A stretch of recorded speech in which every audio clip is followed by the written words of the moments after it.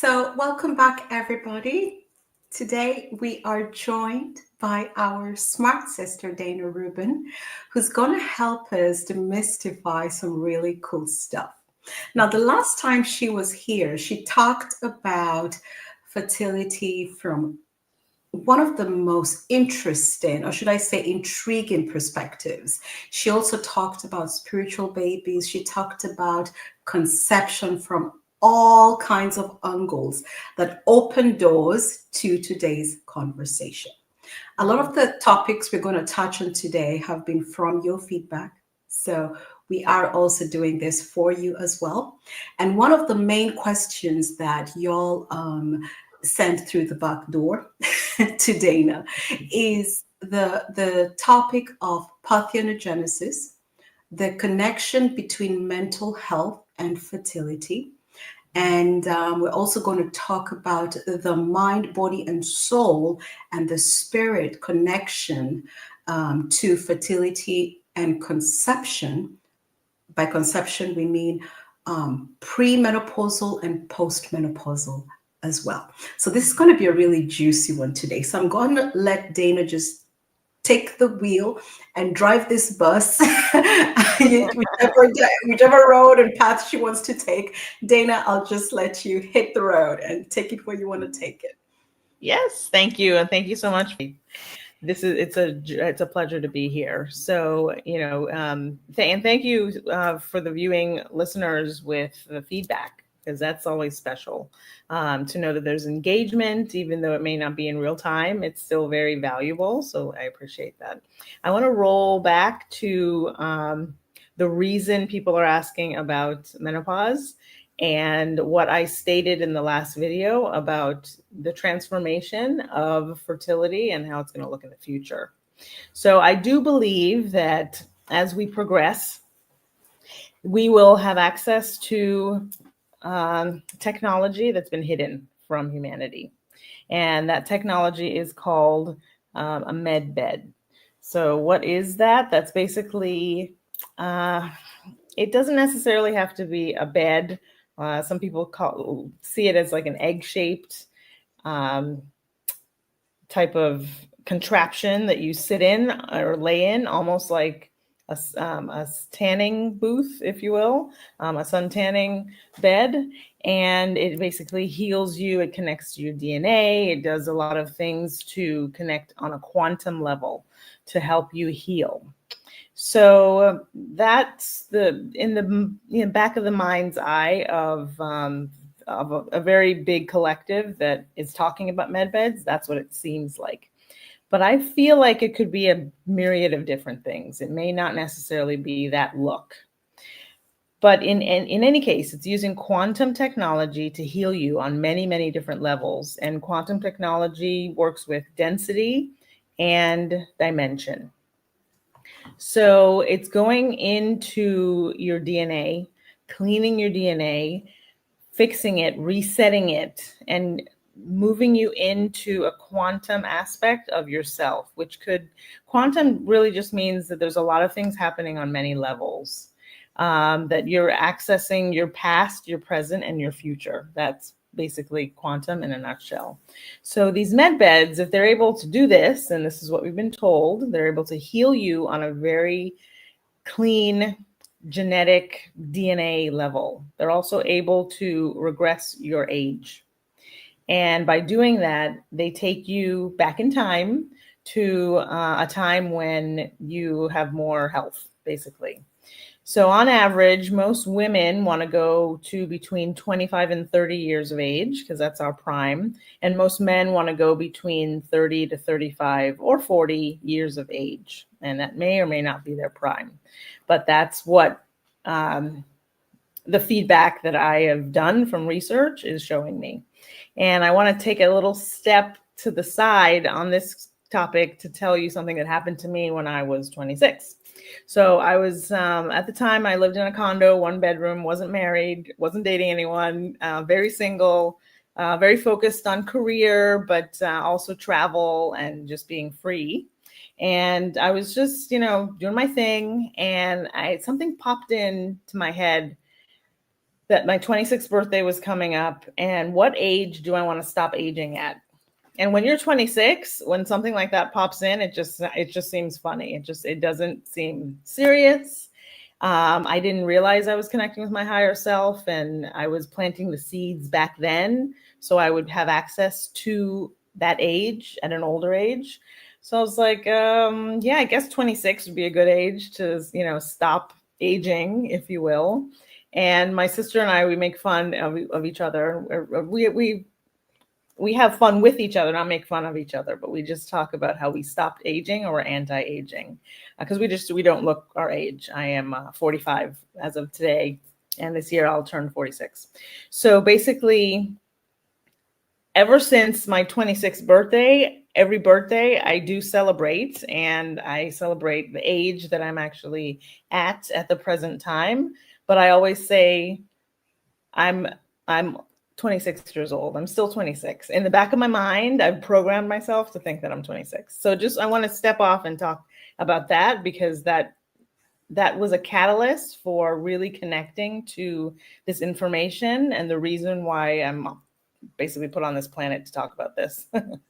So back to what we can do with med beds. We can go into these med beds. We can clear our system, clear our energy, clear our auric field, clear all the aspects of our energetic body, and bring us back to a time in our lives when we had faculties that we may not have. So if you're 80, 90 years old, 70, whatever age you are in that menopausal state, you will, in our lifetime, I'm thinking these are going to come out in 5 to 10 years. Don't quote me on it, because I'm not in charge of that. But as this information and technology is being brought out to humanity, we'll have access to it. So if you see that you are going to be around on the planet in 5 to 10 years, you may see a med bed. And the reason that we are going to have access to this is because the old guard is gone, the new guard is coming in, and the new guard is for humanity. It is for ascension and the great awakening, and bringing us into peace and harmony with who we are as a collective, and finding out what happened to our past and how we can move into the future. So what that means for women is that if you had a hysterectomy, these certain med beds can come in and actually help you regrow organs, regrow limbs. And it's hard to explain, because I can't send you to a website and say, hey, go check out this med bed.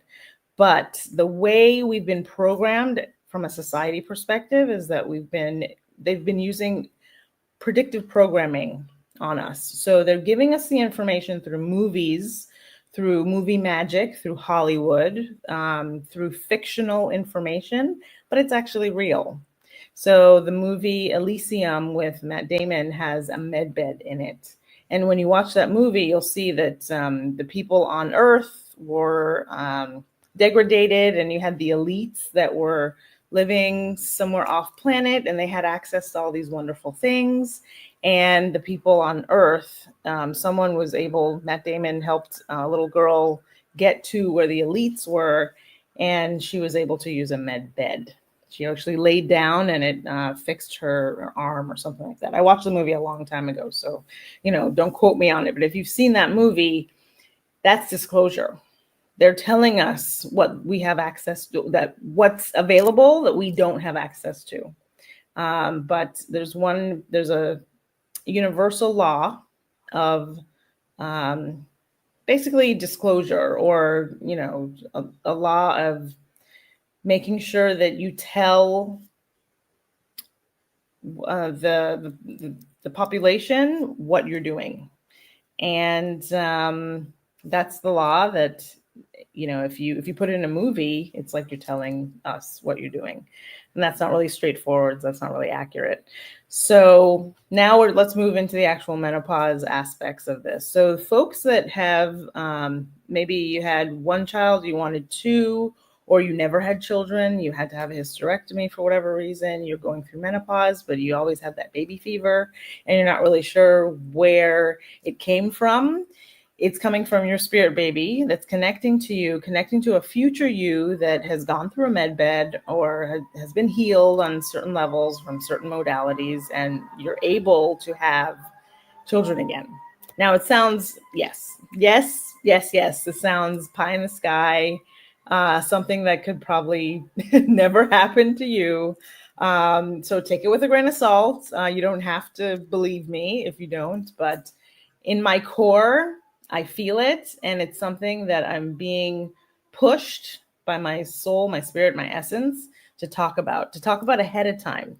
Because if you don't believe it, it won't happen. And you'll see the technology around you and you'll see other people using it. And because you don't believe in it, you create a block and you won't have access to the technology. The only way a medbed works or any sort of technology that is quantum, that is healing you, is if you believe that it will heal you. Because you have to have the buy-in. You have to say, okay, I'm okay with this. Because we live on a free will planet. So your free will has to, encompass all of that. Before I move on, I just wanted to pause to see if you had anything to add. Yeah, I was just thinking about, my mind went really far to an article that I read about a tribe, an ancient tribe in Africa that was able to grow their own limbs. Wow. Now, this was a very old article. I'm not sure, back in the day we had access to a lot. I'm a seasoned woman, okay? Yeah. So back in the day we had access to a whole lot of literature that is almost no, you can't find it right now. And we didn't think to keep these things because it was just normal stuff you found in some really cool scientific research. And Scientific American back in the day, if you know about it, it was awesome. That's when I used to read about all these melanin conferences and the research on what melanin can do. And all that was public information. So I don't know whether it was part of the Scientific American journals, because that's what I used to read back in the day, but there was a tribe. So if we have some really, deep dive, amazing researchers watching this, if you can find that research, please share it with us, because it was about a tribe who lived in, I think it was West Africa. I'm just trying to help you out a little bit here. And they would have accidents like, cut a finger when they were farming, and, or a leg or a toe, and they just knew how to regrow it back. So when you were talking about the medbed and how there has to be a buy-in, I was thinking about the programming, and you talked about the programming as well. I was thinking about what kind of programming did these tribe have, because they knew this was normal. You know how we know it's normal? If you cut yourself, the scar will heal. Yeah. No one has to tell you that. Yeah, you don't run to the doctor because you've had a little accident in the kitchen, right? You just know, oh, I'll just wash it and it will be fine. And it does heal, right? So I think that when you were talking about the buying and the programming, I was thinking like, what if, the human mind is a powerful, it's very powerful, it's a powerful tool. So maybe, if this is a new time and age, we're in a new time, then maybe they will be able to just reprogram their mind that this is possible. Because once you know it's possible, it is possible. Yeah. And in our our previous share, we talked about all these women giving birth in their 60s and 70s. I mean, if you don't believe us, you can look into India. You can look anywhere. The lady I know personally is in the UK here. So it doesn't matter where you look. They're all over the place giving birth and, without complications. So it's quite interesting. And then, as you were describing the medbed, I was wondering, what kind of technology is this? Do you know the technology that encapsulates it, that it's able to regenerate cells, to such heightened degrees? Because a womb, I think, is quite something, right? Yeah, absolutely. Have you seen, Go ahead. seen one as well? Yeah, so it's supposed to be military technology that's been hidden from society. Some people call it the military industrial complex.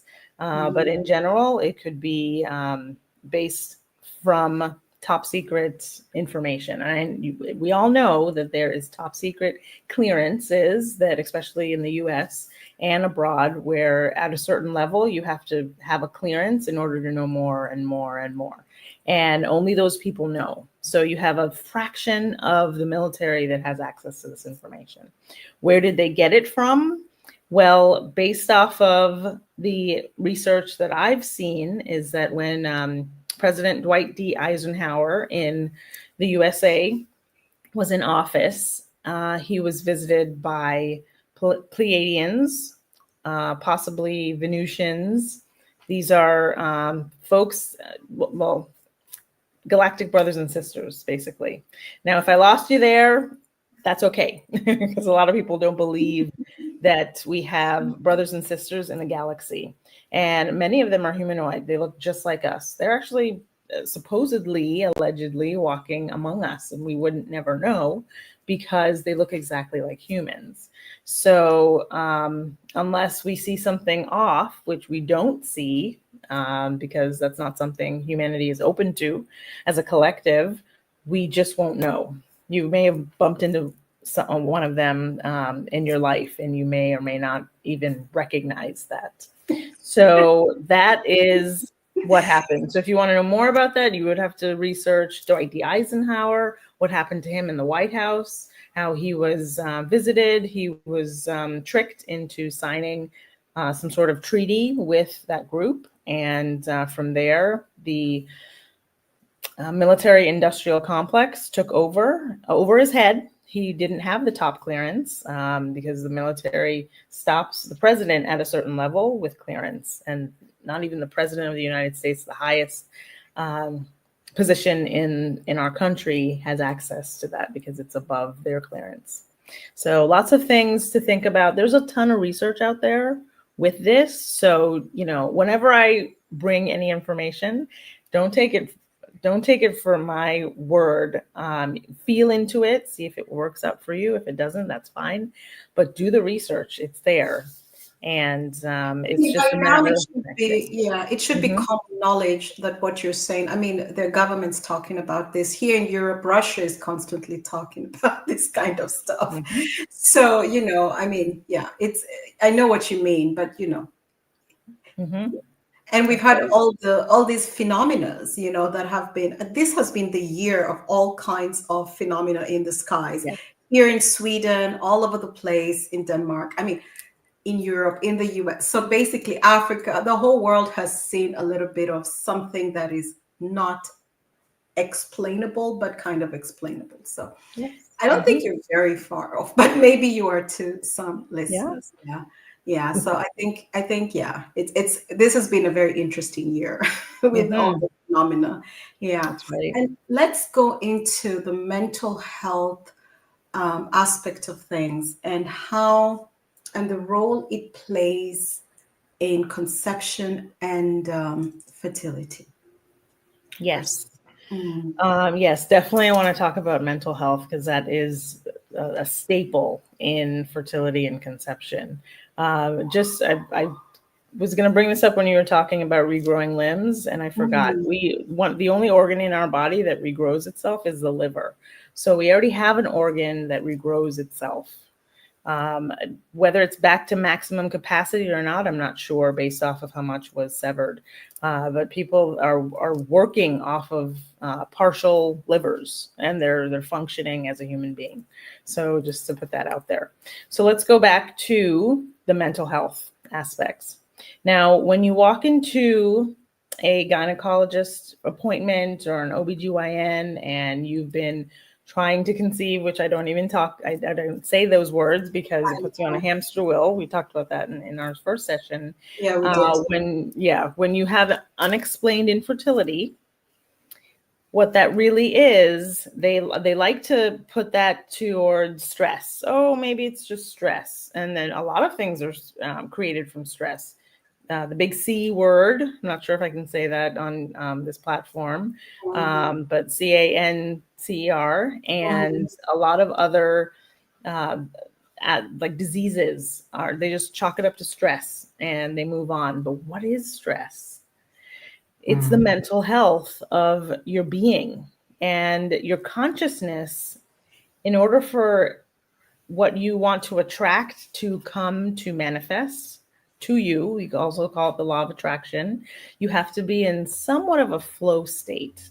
You can be a control freak and still be in a flow state. You can still want to be OCD about things and make sure everything is completely accurate and correct. And, it's okay to have a type A personality, but also to know that eventually the flow state will come to you. The analogy that I love to use is that when you go to a restaurant and you order your dinner at a restaurant, a very nice restaurant, the person that's taking your order takes it to the kitchen, and what do you have to do between eating and ordering? You have to wait.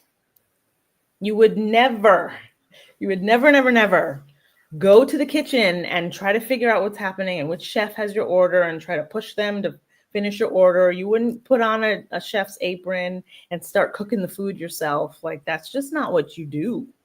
That's not politically correct, or that's not even civilized. So the universe works like that. She said that is not civilized. But you can't do it in our country. We would never get away with doing that. Oh, I love it. Dayna said, no, you don't do that. There are some people here who rush their food, so that's why I'm laughing, because you told them that is not good manners. Yeah, exactly. Yeah, but when you place your faith in that restaurant, in that server, in that chef, that's exactly what you're doing. You're there to relax. You're there to have fun. You're there to communicate with who you're with. You're out. You're being served. Someone is preparing your meal for you, and you don't have to do it yourself. So it's like this relaxed environment. And that's how the universe addresses manifestation. The universe wants you to show up and explain what you're interested in, and then sit down, just like you're at a restaurant, and wait. Wait for the communication, what you put out there, to come back to you. So that release, that is the most important part of manifestation and the law of attraction. And when you block it, when you put the kink in the hose, have you ever used a hose outside and you're, watering plants or whatever, and then somehow the water stops? You look down the hose and there's a kink there. And then you can unravel the kink and the water flows again. That's exactly what I'm talking about. The stress, the worry, the monkey mind, all those things inhibit the flow of fertility, not just fertility, of health in general.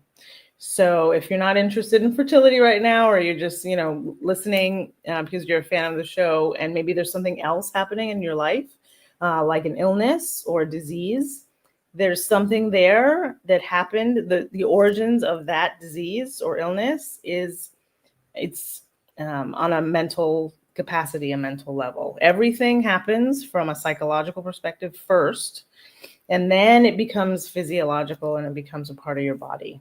But everything starts from the conscious state, the mental state. So that is a big part of infertility, basically. And that's the beginning of what I wanted to talk about today. Yeah, that is so important. And we have Christian listeners, people who follow that kind of model and way of life. And one of the main things that is taught is be still.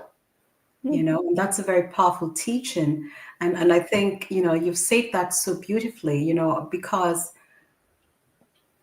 when we talk about fertility and the way you described it, this is a process, and you can correct me if I'm wrong, that can be used for everything, because you're saying, even if you're not in fertility, but this is also a very great manifestation technique.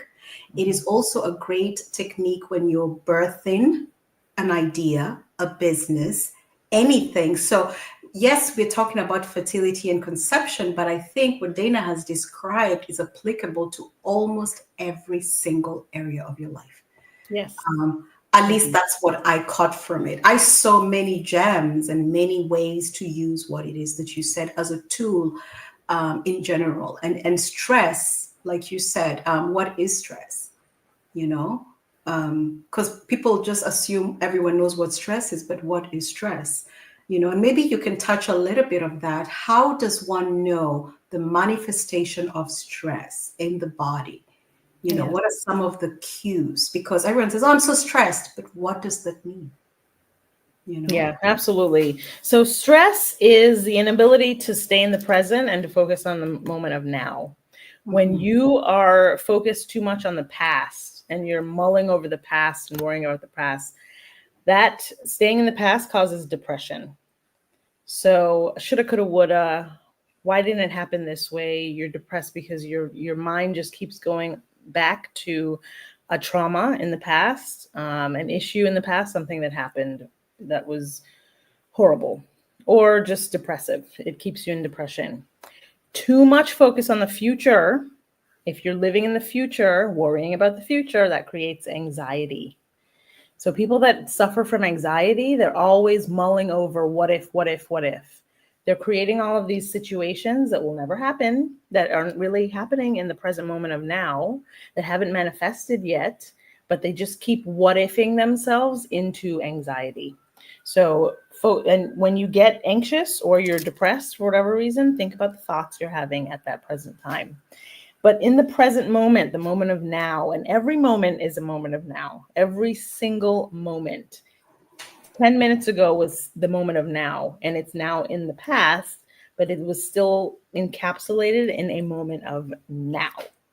So that's really how time works. And we could do a whole show on time and how time is. But basically, when you see a linear aspect, when people are talking to you about time, you see it as a linear aspect. So I was born here, I got married here, we had children here, and this is your timeline. So the timelines are always horizontal. But what if we flipped it and we took that timeline and we made it vertical? Now, every moment on that timeline is a moment of now. And that's really all we have is a moment of now. Some people see time as a circle or an infinity symbol. I personally see it as a vertical moment of now where we're always in a moment of now. So basically, staying in a moment of now, staying in the present, and just focusing on the present, focus on being, focus on your breath. That's what brings you back into a stasis of relaxation. So if you can go through life knowing that there's a past, you know what your past is, can't necessarily change the past, but you can change your feelings about the past. And any burdens that you have, working on those in order to forgive them. Now, I always talk about forgiveness as not necessarily making what the other person did to you okay. That's not what it is at all. And a lot of us think, when you think forgiveness, we think, okay, forgive and forget and still stay a victim. Like, something happened to you and it was hard, but you just have to forget about it. That's not what forgiveness is. Forgiveness is relieving yourself from the burden of worrying about it and becoming depressed about whatever happened to you. Just taking that burden off your shoulders and saying, this is not going to weigh me down anymore. That's forgiveness. It's actually, all forgiveness is self-forgiveness. So when it comes to infertility or, the mechanics of that, a lot of that comes from either feeling like you're barren because you've never gotten pregnant before, having a miscarriage, and then feeling like your body let you down, having a stillbirth. So the miscarriage happens between 0 to 20 weeks, and a stillbirth happens between 20 to and up. 20 to 4, it's supposed to be 40 weeks when you're full term for pregnancy, but and for giving birth. But some people go to 42 weeks. Some people have their baby at 36 weeks. So there's a lot of due date time to play around with there. But basically, focusing on what went wrong instead of just leaving that in the past, giving your burden to God, to Jesus, to whoever you connect with or pray with. And then moving forward, knowing that life loves you and that you are worthy of parenthood or great health or that career, or you're the lover or the husband or the wife. You know, we can talk about this in many genres. And I like what you said, Faith, about the fact that what I'm talking about can be seen as everything. Because for me, the ultimate creation is creating a human life. So for me, that's like that is the ultimate gift from our heavenly prime creator. So that is the ultimate for me. But in general, everything is creation, creating the career, the relationship, the place, the home that you want to live in. All of those things are creation, but it's a different aspect. And it's creation in the physical, because we still live in a very physically dense planet and world. So things that we physically have, that's when we feel like we are successful. The trick is to feel those feelings before you get the physical. Feel the feeling of the new career before you get that title. Feel the feeling of the home that you want to live in before you move into that home. Feel the feeling of the car that you want to drive before you actually get the keys to that car. And for fertility, feel the feels of the baby moving inside of you and your belly growing before you become pregnant. And that's what I did. And that's what I teach. I physically felt the weight of my belly dropping. I felt my back, the small of my back hurting, because my belly, which didn't really happen when I got pregnant. I had back pain, but it was different. But before getting pregnant, I thought my back is going to hurt because my belly's so big. So I just went with that. I felt the kicks in my belly.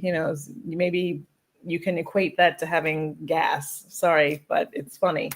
And it's true. And so I just equated those rumblings to being pregnant. And I just fell into the feelings of pregnancy. And I would walk around with my hands on my back, on the small of my back, and my belly pushed out, like you would see women that are pregnant walking around. And I just fell into that. And I would walk around my house barefoot because of that adage that we always hear, barefoot and pregnant. So I would and I still walk around barefoot because I love. You took it literally. Literally.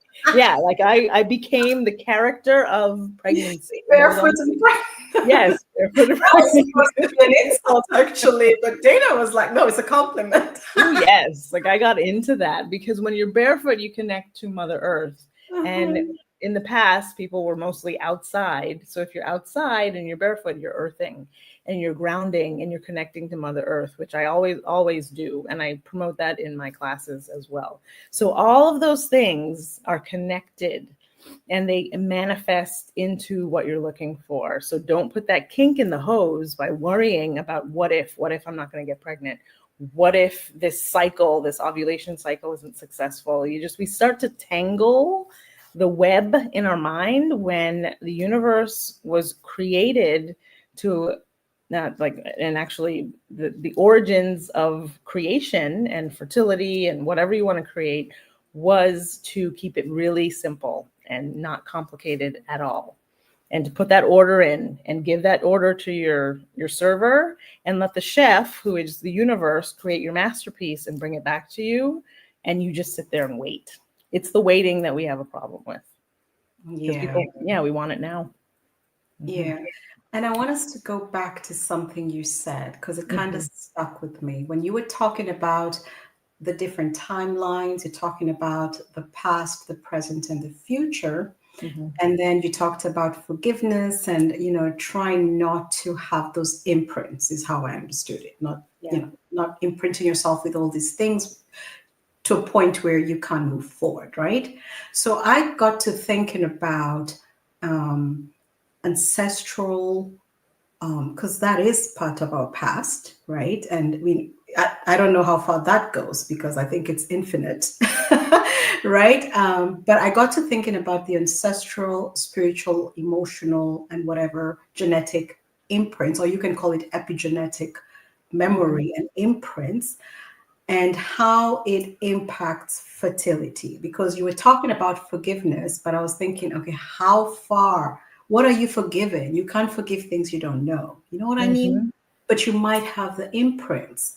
So I don't know if you can touch on this, because I couldn't help thinking about that. Like, you know, some women are the nicest, cutest. They have no baggage whatsoever. They're just hop, skip, running around, but there's no child. And then I also know women who thought some of the things you described, and then they met a new partner, and like, whoop, it happened. That Mhm. got me thinking about your example in our previous share where you talked about spiritual babies choosing their parents. Yeah. And I thought maybe the partner you have is not the one, you know, supposed to manifest the baby who wants to come through your vessel. So there's all these things that I want you to touch on, if you could. Okay, yeah, no, that's wonderful. Great question. So basically, when you think of the imprintation of your ancestral DNA, your ancestral line, the DNA is connected to your body, and your body is made of water. So if we are 90% water, water holds memory. So you can program water to, you can speak to a glass of water, you can speak love and light and all things wonderful. And you could put in another glass, you can speak to that water and do like hateful, angry, horrible words. And those two glasses of water, if you poured one of them in one plant and one in another plant, the water that had all the love in it, that plant would grow. The water that had all the hate in it, that plant would die. So that is how you imprint water, basically. And these are studies that have been done that you can check out. Yeah. So as we look at the body and the human body and the waters of the human body, what is the amniotic sac filled with? It's filled with liquid, which is technically, the actual amniotic fluid.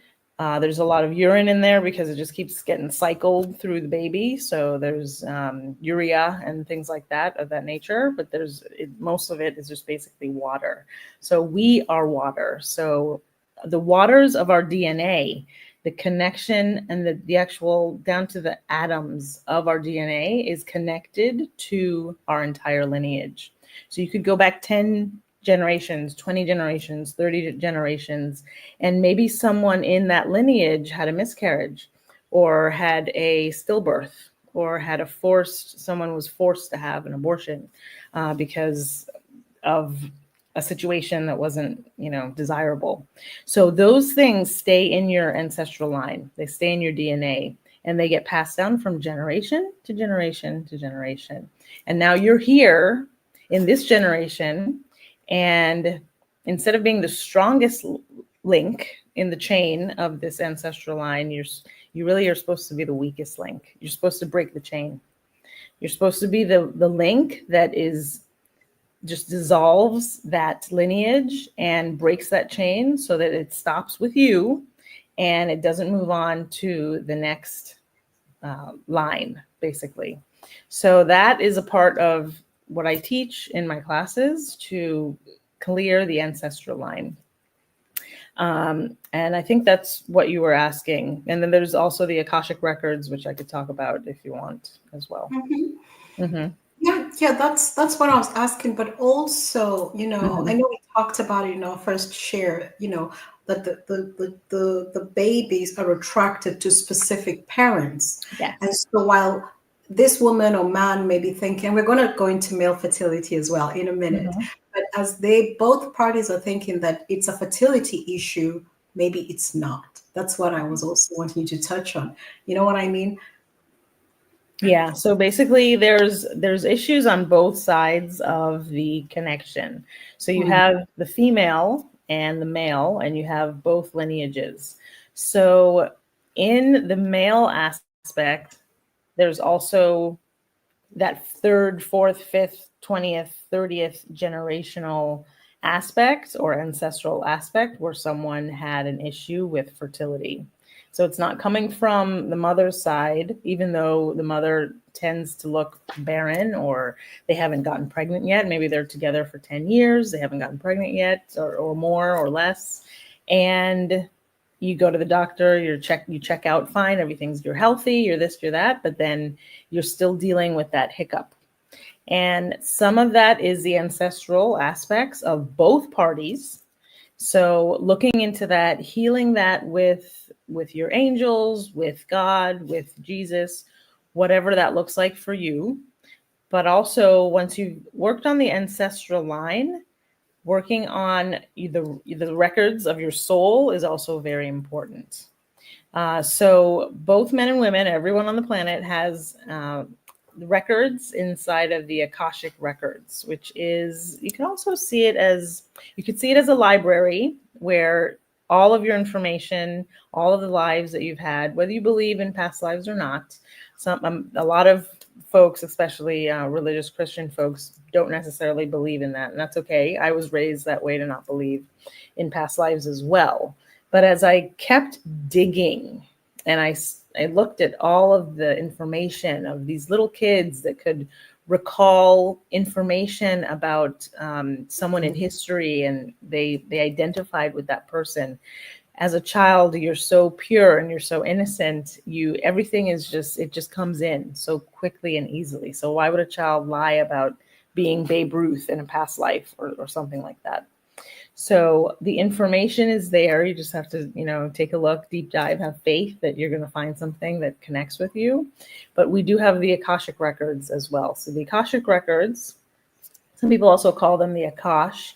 That's the history of everything that's happening in your past lives, basically. So if you have a soul connection to an issue with infertility, that could be a part of this life as well. So someone that I have been following, and I get a lot of information from them, almost like a virtual mentor, if you will. She shared a story about being in a shamanic atmosphere with a shaman, and she had never gotten pregnant before. She was married, and just pregnancy never came into the equation. And then from a shamanistic journey, she was able to connect to a past life where she did have a miscarriage. And it took a long time for the miscarriage to pass through her. So she had this burden on her for a long time. And in this life, as who I'm speaking of, she had a breakdown. She cried for 3 days. She had this cathartic expression of this past life that she remembered, or was able to get help to remember it. And shortly after, she got pregnant. So a lot of the spirit babies that connect with me, they're explaining these things to me. They're showing me that somewhere in the Akashic records, the soul of the baby had an argument, had an issue with the father or the mother. And now they're coming back in to correct that issue, but there's a little disconnect there. Even though there's a big welcoming, enveloping, loving invitation for that spirit baby to come in, there's still some bad blood there that needs to be cleared out. It gets cleared out eventually, whether you realize it or not. But sometimes there's a little hesitation from that spirit baby to come earthside. So acknowledging that, putting it out there that you see it, and you're just by acknowledging it, it really helps on a mental level, on a spiritual level, on a conscious level, to clear all of those bad contracts, clean them out, diffuse them, and then move forward with your life of starting a family. And that could, again, be for anything. It could be for your health. It could be for the career that you want. It could be for financial and money issues. I have a lot of lineage on my dad's side from India. And my dad's parents are from New Delhi and Mumbai. So those areas in India are very poor. So I have a lineage of a lot of DNA and ancestral lineage of abject poverty. Mm. So I've had to work on that, on myself and for my children, to clear that up, because in the back of my head, there's a worthiness aspect that my gifts are not worthy enough for, massive prosperity and abundance. And I have to work on that. And I took that on in this lifetime as Dayna, from the lineage, because my soul is robust enough and strong enough. And it's not my first rodeo. Very, very old soul. And, if you know you're an old soul, wear that as a badge of honor. I know that I'm here to break that lineage, that in my direct lineage, for everyone coming ahead of me, everyone that was ahead of me, and everyone that's coming in front of me, my children, basically. Mm-hmm. That is just so interesting. Yeah. You've explained so many concepts, I don't know, this could be like 1,000 shows. I'm trying not to open a huge box, because of the time, but this could go so many different ways, because, I get the feeling that you're also talking about energy. Mm-hmm. And you talked about the male and the female aspect of fertility and how each contributes to the conception, as well as the spiritual babies and their demands. I'm oversimplifying this, and their little intervention, trick or whatever they're doing, right? To kind of coerce both parents to, change something or fix something or do something. But I'd like you to touch a little bit more, just go a tidbit deeper into how the male energy contributes to the process of conception. Why am I asking this? Because a lot of the burden of proof and the weight is put on the woman most of the time. And it's always about, when they talk about even, the biological clock, we know whose biological clock is being discussed without asking, So just talk about how the male energy contributes to the conception process. And we've been talking from a spiritual level, so we can just continue on this path.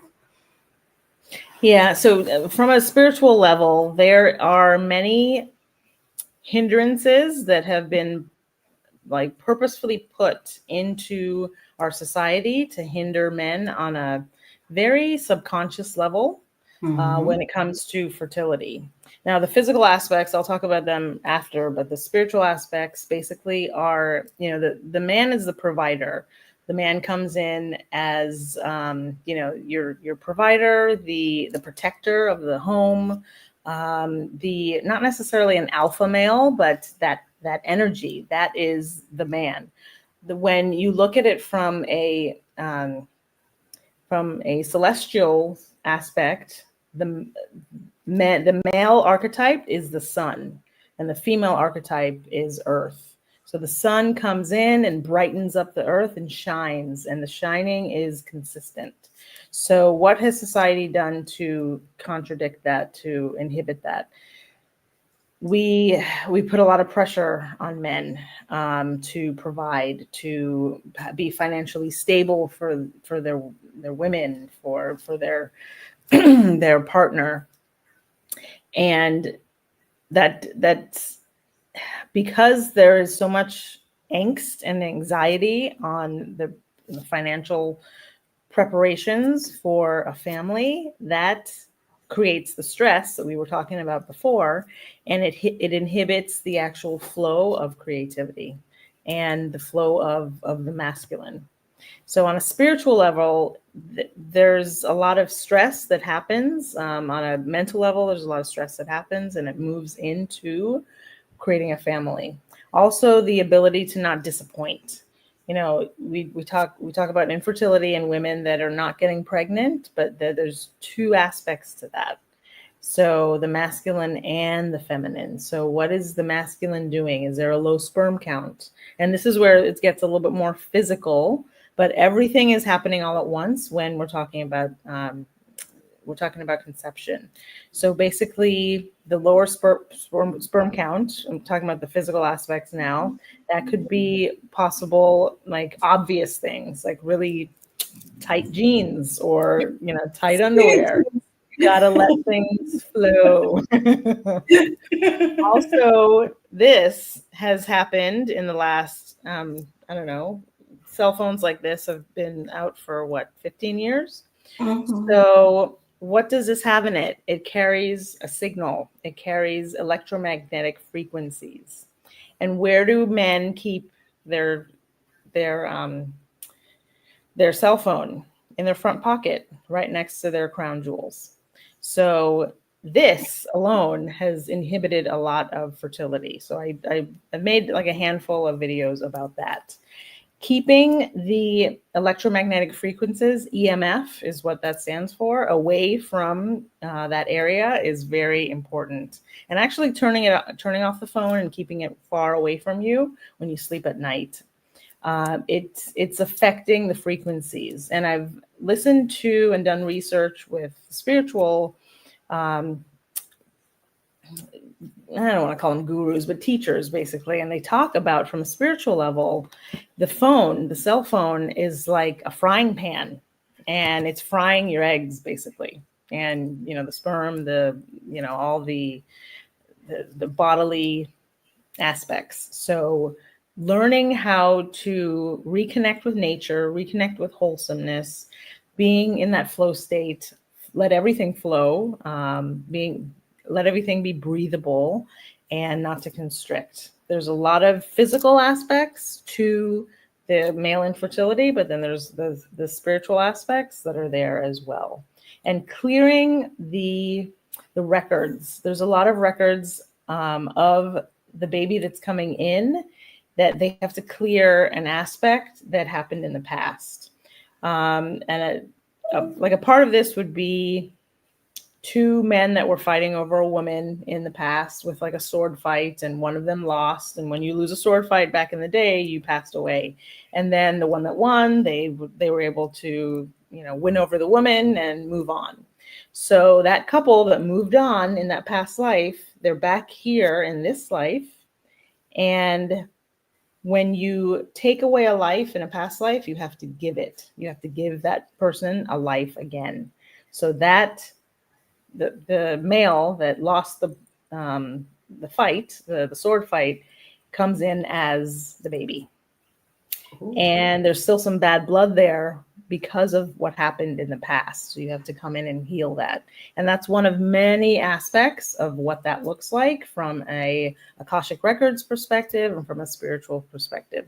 You don't have to believe what I'm talking about, but unexplained infertility, why do they call it unexplained? Because there's nothing in Western society that can explain these esoteric ideologies.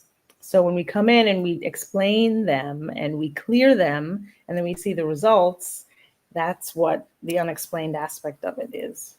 Mm-hmm. Mm-hmm. Yeah. And then that goes back, how far back do you have to go for this forgiveness? Well, we see it as linear, even though it's all happening now. So like parallel. Tricky. Yeah, that's a tricky way of looking at it, but it is happening in this now moment. So we don't necessarily have to go that far. Yeah, you know why I'm saying that? Because these two couples, this couple, they may not even have, they don't have the memory of this sword fight. No. So they're just sitting ducks. But we're not going to open the door. I want you to tell me something, because when you were describing the whole process of the man, and the fertility issues, is there like and it could be funny or quirky or whatever, but is there a fertility mantra that you can conjure up for the guys? So I've created so many different layers. So I think if you give them a mantra, it would just crack through all the layers. Yeah, so I love that question. So I like to have fun in my classes. So in my online classes, in my spiritual fertility and my Welcome Your Baby class, I have affirmations that the mother and the parent, or the father or the partner, whoever you're with, is has to say, and they're supposed to say these affirmations every day. So I've created around 20 or more for the mother, but for the partner, for the husband, the partner, the boyfriend, whatever that looks like, I only have 5. And one of them I will share with you, which is fun. You just say, I have ninja sperm. And that just that like idea that, oh yeah, I have ninja sperm, like that encapsulates the masculine energy of sperm, because that's really what sperm is doing in the body. Sperm can stay in the body for up to 22 days. What are they doing in 22 days? They're just looking for that egg. And the egg is, when you're ovulating, the egg is putting out the pheromones and, that like intoxicating smell for the sperm to find it. So that sperm has to go through like a very hostile environment. It has to swim upstream. It has to like really get there. It has to get to the egg, and that's what it was designed for, to get to the egg. So it's a ninja. It's not just sperm. It's like a ninja sperm, and it just goes and attacks. And I like to have fun because the creation of life, when you look at why we create humans on this planet, it's through a lot of, the intimacy was designed to be really fun. The orgasm, whatever you want to call it. And we're starting to see that all of that was like, it was just corroded throughout life. Instead of tantra, we have PORN. And these are the things that are being pushed onto society as a way to corrode the, really, it's called sex magic. It's the magic, because what's the end result of being intimate? It is eventually creating a human being, creating me. That I came from that. So it is the most powerful creation on the planet. And it's the creation that's been the most, like possessed and abused. Bastardized, basically, and abused, and so even the way it's used in the videos, the music videos, in the movies, it's presented is not really the best. It's not presented in the best light. And you got me thinking about the heart when you were describing what you described, and I know the right word. I don't know how to describe, but the exploitation of the sexual energy or act. You know what I mean? Yeah. It got me thinking about the heart. And maybe you can touch on, just like you did for the men, maybe you can do for the women or for everybody, more of a heart to heart that can, kind of flip the energy of what people have been taught, I don't know if we can even say sex on YouTube, but you know what I mean, because there is the PORN, which has been inserted, and the young kids, they just go in with the flow of things without thinking through it. So let's bring back the frequency of the heart. And you also talked about the universe presenting your request and then being still and waiting patiently for the answer and the response. So maybe if you could package this from a heart to heart message to the universe, and then with the expectation of something beautiful and not just haphazard, chaotic sex magic, as you called it. So that connection from heart to heart, that is just magnanimously huge. There's more connective electromagnetic frequencies, and I'm trying to find the right word, but there's more energy happening from your heart than from your brain. There's more connections, and there's a lot more to work with. The heart has more energy than a lot of other parts of the body. So when you're connected to the heart is the bridge between the lower energies, chakras, if you want to call them that, the root, the sacral, and the solar plexus. Yeah. And then you also have the higher chakras, which is the spiritual aspect. So a lot of us think that the way we create, the way we have like a positive fertility aspect or conception is just those lower chakras, that we don't have to deal with what's happening up here. And that's where the higher chakras come in to connect to the bridge, which is the heart. And that is where we create. We do a lot of creating from our heart chakra. So opening up that heart space and being wide open to being vulnerable. Vulnerability is a part of everything in life, but when you allow yourself to be vulnerable in a good way, vulnerable in that you are authentic, you come as you are, there's no filters, there's no wall up, you just come as you are and you express yourself as you are, that opens up the heart. And the most vulnerable you can feel is if you're completely if you don't have clothes on. So that's why shows like Naked and Afraid do so well, because it's very primal. It's like this is you in your most vulnerable aspect of yourself. So allowing that vulnerability, turning that into a positive and connecting to the heart, that's really important. Also looking at nature to give us the answer. There's a lot of animals like penguins that after they couple up, they're with that partner for the rest of their lives. Seahorses are the same way. They connect and they partner up and they're with that partner for the rest of their lives. And they are able to connect on a deep, deep level. So I'm not saying that you have to be with your partner for the rest of your life, but there's something to committing to someone. And looking into what the Bible teaches us is to get married first and then start a intimate relationship, because there's something to that commitment. It creates the energetic aspects for fertility, for conception, because there's this I'm not going anywhere type of mentality. And it's very helpful. Now, I'm not saying that you have to have that to get pregnant, because we know that there are people that have the one night stands, that they have, the incest, the sexual assault, and they get pregnant. So there's a lot of reasons why people will get pregnant. It's the energy has to be in alignment, even in those really, standpoints. I know what you mean. Yeah. Yeah. Yeah, yeah. And then our final topic of tonight, parthenogenesis. So if you stayed this long, you got the juicy stuff. And this is scientific and evidence-based, okay? Yes. We are not making this up. Dayna, take you away.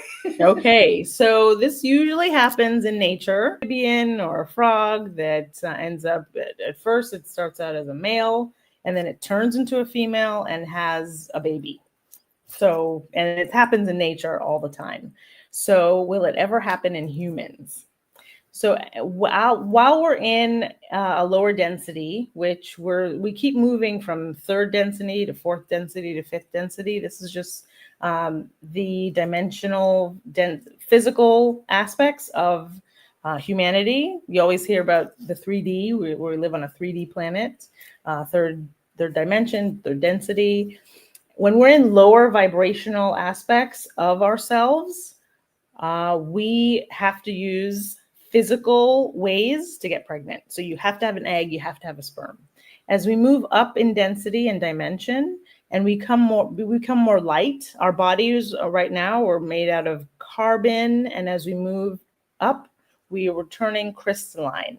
The best way to explain this is that coal under a lot of pressure makes a diamond. And that's what we're moving into. We're going from coal, and we're going through a lot of pressure. Times are not easy right now. And we're moving into our crystalline body.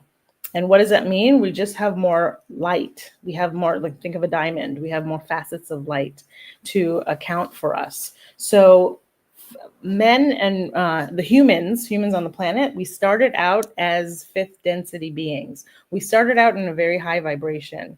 And as we started playing with the energies, we started to devolve. We devolved into a lower aspect of ourselves. So we could, in those higher aspects, all you feel is love and admiration and happiness, and you live from the heart and everything is beautiful. And as you devolve, you start to connect to duality. So you start connecting to jealousy and fear and anxiety. And those are certain aspects that you don't have access to in those high vibrational aspects. So we started out being able to connect on an energetic level, intertwine each other's energies, and manifest a baby without a sperm or without an egg. We didn't need it. Our bodies didn't even have it because we were so high vibe and so high vibrational, if you will. So as we move back into those states, we can access immaculate conception, or whatever you want to call it. You could kind of say that the frog that turned from a male frog to a female frog and then had a baby, that was like immaculate conception. It just happened on its own. And that's kind of what this phenomenon talks about.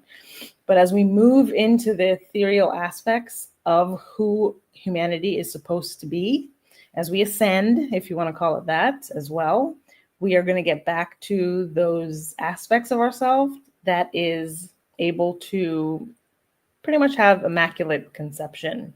And we're not there yet. You still need an egg and a sperm. A lot of that is mental. It's the idea that that's how it's always been. So that's how it always will be. But as we move into those higher vibrations, we will act. Everything is made of light. My phone is made of light. My mouse is made of light. My cup is made of light. But it's so contracted and dense because we live on this planet. It just looks like a cup, or it just looks like a phone. But it is, when you look at the actual elements and the atoms of it, those atoms are just moving slower. So it creates density. As the atoms move faster, the electrons, the neutrons, the protons, everything starts moving faster. We become light. So if you were to look at someone, if I were to go back in time in a time machine to the 1950s, the 1920s, I would show up as a light being to those folks because I'm I'm progressively moving forward in history and becoming higher, lighter, and just a lighter vibration, basically. So that's how it looks. And it happens over a long period of time. So this immaculate conception aspect, it will eventually happen, but not right now. And it will still be two parties. Two parties have to come together, the male energy and the female energy, to create the vessel. And Lori Ladd, she has created a book called The Divine Design. And I believe it's in chapter 4. She talks all about this. And I actually have a video on my social media. I put up her book, which is like a navy blue book. So that's the thumbnail. But I read from the book in that video, and I talk about this phenomenon and how it used to be and how it is now. Yeah. This is an excellent assignment to all our listeners. I want you to do some research on this because you will find some really cool stuff. And if you're an avid researcher, you will find women in 2025 who are going to blow your mind. Okay. And it is real. It's not fiction. So if you're an avid researcher, you can kickstart your search in Ethiopia. You can kickstart it also maybe in India. And then you can explore other parts of the world and you will see how it happens. And it does happen. So there's some women who have maintained the imprint, Dayna, of what you're talking about. They didn't lose that, the blueprint of parthenogenesis because they're able to do it by themselves. Okay. Yeah. So I guess Fascinating. we're going to leave it there because it's a perfect place to leave it. Dayna, is there anything that we didn't touch on that you'd like to touch on before we head out? Thank you for sharing today's information. It was really Yeah, my cool. pleasure. Just to piggyback on what you said, that Mhm. imprint, there is phenomenon where Mhm. grandmothers are taking care of their grandchildren and they end up they start lactating again. And they Yes. have been pregnant, they went through their Mhm. menopause and they Mhm. start lactating again because of that primal need Mhm. to help to nurture, and it's spontaneous lactation. I haven't done enough research on it, but I know that it exists and there's cases of it. So this is what we're talking about: that the body, that the human, the body, the soul, it just wants to come and help and fix things. Yeah. And our bodies are able to do these things. So do the research. Don't just rely on our information, but do the research if it really calls to you and if you're really curious. And just to remind everyone that you have the power to create anything. We are we are finally in the fifth density. We moved into fifth density pretty much right at the new year. And what does that mean? A lot of things are happening much faster than usual for you. So manifestation is happening. Watch your thoughts, because your thoughts are going to manifest faster than anything you've ever seen in your entire life. And just try to stay positive, even though we're in this chaos right now. And it's probably going to get a little worse before it gets much better. But the best is yet to come. And just rely on yourself. And that self love is so important. Every morning I wake up, I go straight to the mirror. I go to the bathroom first, but then I go straight to the mirror after that. And I look in my crusty eyes with no makeup. And, I'm just like, ugh, in the morning. But, I force myself to look into my eyes in the mirror and say, Dayna, I love you. I really love you. I approve of you. And just those little moments when you're by yourself, no one else has to hear you. It's just you and yourself connecting Mhm. to your inner love and your inner guidance. That's what's going to get us from point A to point B. You have to feel worthy for the abundance to come in. You have to feel worthy for the baby to come in. You have to feel worthy for the lover to come in, for the career to come in, for that new house that you want to move into. You have to feel worthy of that for the universe to give it to you. So you might as well start with the most important relationship, which is the relationship you have with yourself. And I do a lot of that in my classes and my website. So we have the links from last time. My links, daynaruben.com. But Mhm. that it's not just about my career and what I'm here for. It's what you want out of your life. You may be watching this, and thank you for coming to the end of this with us. And you're not in childbearing years, but you're just curious about it. But know that there is something else in your life that you really, really, you choose it so badly, and maybe it feels kind of far away, but know that you can manifest it by just feeling worthy of it. Maybe that's the missing link that you need. I'm feeling called to say this, that Mhm. just be worthy of what you are choosing to have in life. And don't use the word want, because when we use the word want, we put ourselves in a state of wanting. And a state of wanting means that you'll never obtain what you're looking for. You're just wanting it for the rest of your life. So choose it. Change your language, change your vocabulary to empowering words and power words like choose, I am, um, I affirm, I command. Those types of words will bring things to you, but wanting, trying, weak words like that, they're not going to bring it to you. And yeah, maybe they're just words, but words are spells. And the reason we call it spelling is because we're casting spells on ourselves and on other people. So you might as well use it to your advantage and cast proper spells, like positive spells on yourself that actually get you to where you want to be in life. And I send much love from me to all of you. And thank you, Thank Faith. you. You're welcome, Dayna. Thank you so much. That was a beautiful, beautiful message Mhm. and very good words, parting words. because the words, you mentioned the words, spoken words, but also when you journal and you write, that is also spell casting. So also as you write, you need to think about what you're writing and how you're writing it, because you're also shaping your reality. That was beautiful. I like it. I really like it. And yeah, so to all our listeners, thank you for stopping by. This was our smart sister, Dayna Ruben, sharing some really, really beautiful knowledge with us today. As always, all her information is going to be in the description, links and everything. So go in there, take a look, and whatever floats your boat, or not, divine timing is what we're on right now. So, but take a look and see what floats your boat in there. And that's it for today. Do your research as well. Yeah. Until next time, goodbye. Evenings come, stars are twinkle, dinner on the stove. We talk about our dreams and plans, the future we both hope.